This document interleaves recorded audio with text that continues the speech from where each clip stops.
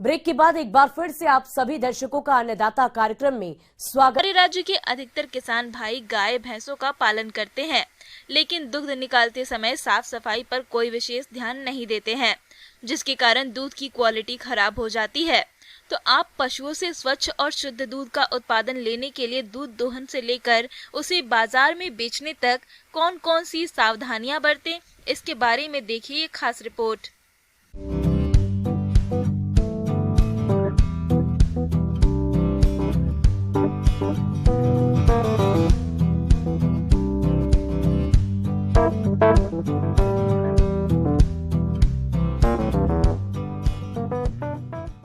आपके पशुओं द्वारा जो दुग्ध उत्पादन किया जा रहा है, आज हम उस पर चर्चा करेंगे और ये देखेंगे कि उसमें क्या क्या सावधानियां हमें रखना चाहिए। ये अक्सर देखा जाता है कि कई बार जब दूध का इस्तेमाल करते हैं तो उसमें एक दुर्गंध आती है। तो पशुपालक इस बात का ध्यान रखें कि सुबह और शाम जब भी वे चारा भूसा वगैरह डालें तो कोई ऐसा पदार्थ ना खाने में आए कि उसकी दुर्गंध जो है वो दूध के साथ शामिल हो जाए। इसका विशेष ध्यान रखें आप। अब हम जैसे जब पशु के पास जाते हैं दूध निकालने के लिए तो हम पशु को एकदम अच्छे उसमें रखें, ज़्यादा वहाँ पर शोर शराबा ना हो, वो पशु का बछड़ा जो है वो उसके नज़दीक में हो, और जब धीरे से हम उसको हटाएं तो कहीं किसी तरह के चोट ना लगे उसको हाथ से। गांव में अधिकतर परिवारों में दुधारू पशु पाले जाते हैं। हालांकि दुधारू पशु पालना एक बात है और स्वच्छ दुग्ध उत्पादन अलग बात। स्वच्छ दुग्ध उत्पादन से हम दूध को जल्दी खराब होने से बचा सकते हैं, जिनका सीधा संबंध आर्थिक लाभ से है।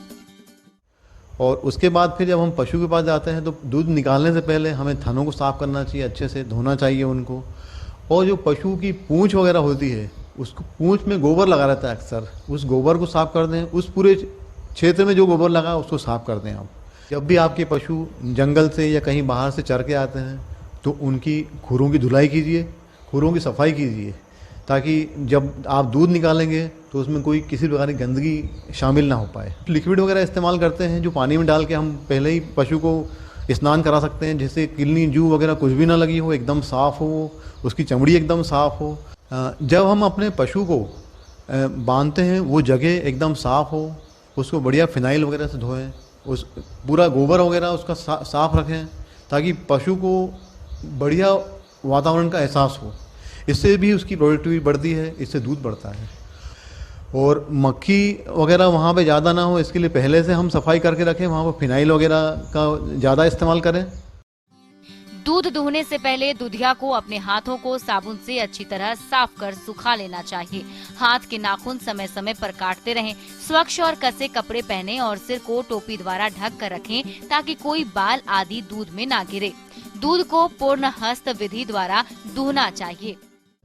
हमें ये करना चाहिए कि अगर जैसे आपके पशु के दूध थोड़ा सा गुलाबी आ रहा हो, हल्का हल्का मटमेला आ रहा हो, अगर मान लीजिए चिथड़े आ रहे हों, उस थन का दूध अलग पात्र में निकालें और बाकी थन का दूध अलग पात्र में निकालें।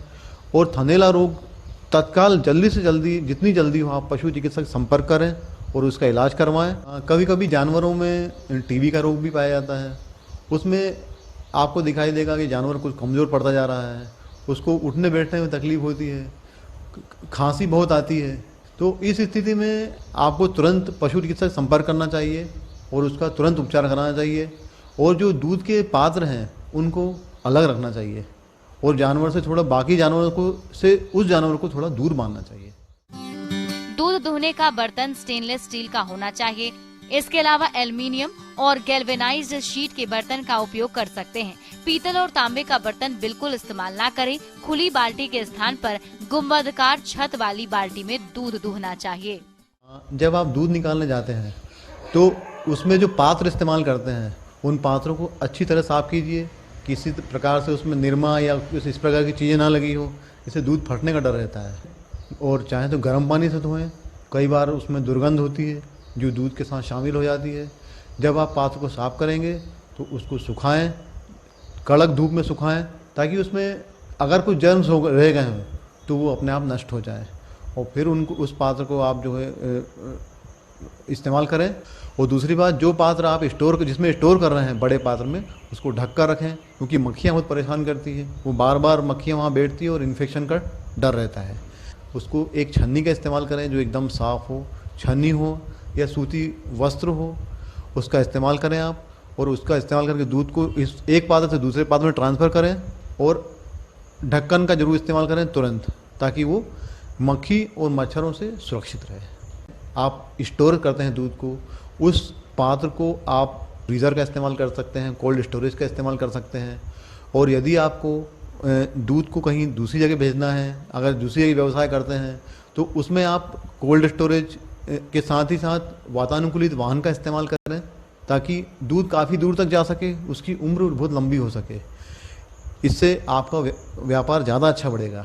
किसान भाइयों, संग्रहण से संबंधित इस जानकारी को आप इस्तेमाल करें और अपने पशु के से जो दूध प्राप्त हो रहा है, बहुमूल्य दूध, उसको आप सुरक्षित रखें और उसको अच्छे से पहुंचाएं, ट्रांसपोर्टेशन करें और उसमें मुनाफा कमाएं।